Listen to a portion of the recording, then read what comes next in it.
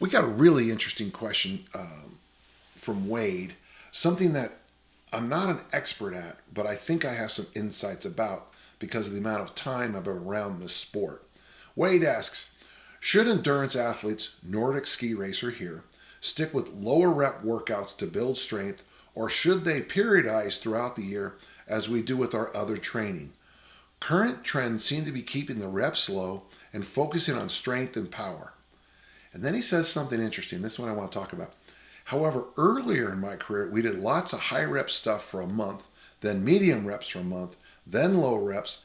I can't really tell that one way is more effective than the other, though the high rep workouts were pretty dull.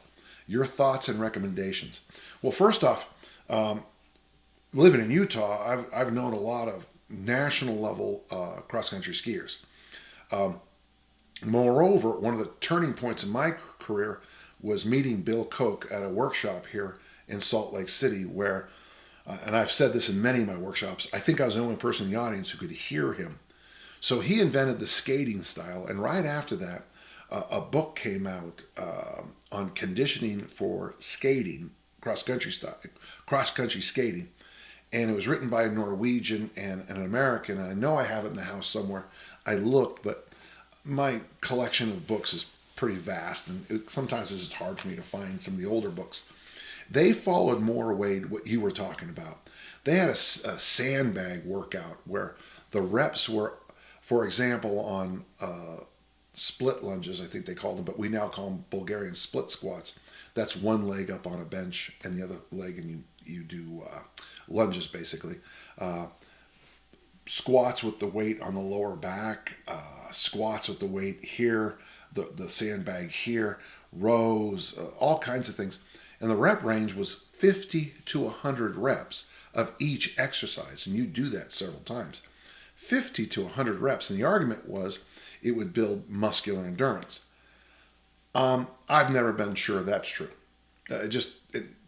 Since sports is so specific, doing lots and lots of reps in a position might actually kind of lead you more down the injury road rather than the mastery road.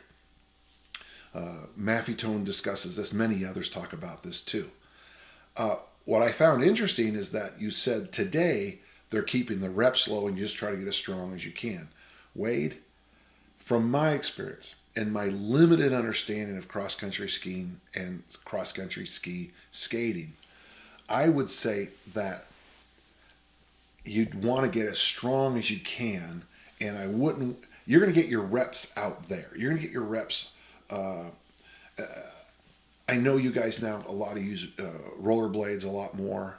I had one of the first pairs of rollerblades in Utah.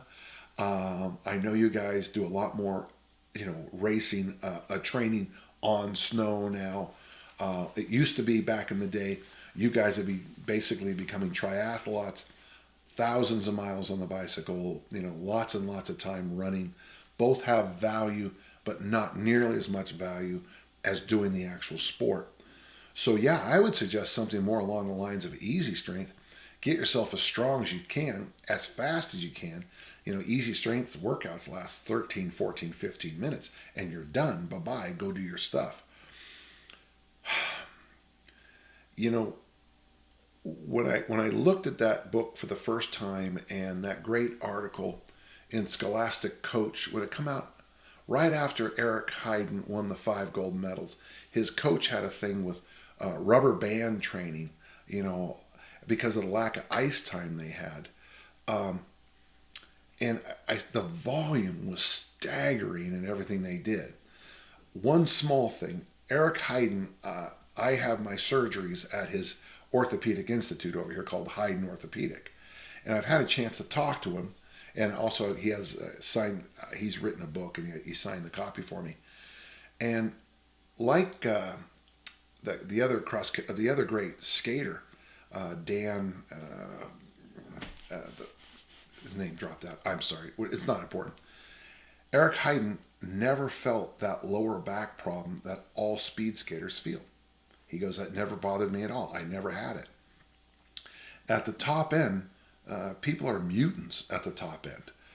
Those numbers, your VO2 max numbers that come out of those great cross-country skiers, Yeah, you can train it, but you can't train it that high. I always tell people, being an elite athlete is like being born 7'4", and it's hard to coach someone from this tall to this tall. So I would say keep the reps low, keeps the sets low, and constantly try to build the load up in the safest few exercises you can find. I would say, a vertical press, a vertical pull, a deadlift variation from at least 1 inch below the knees or 1 inch above the knees, the ab wheel, and then loaded carry. Keep it that simple and get all your conditioning done on the field of play. I hope that helps, Wade.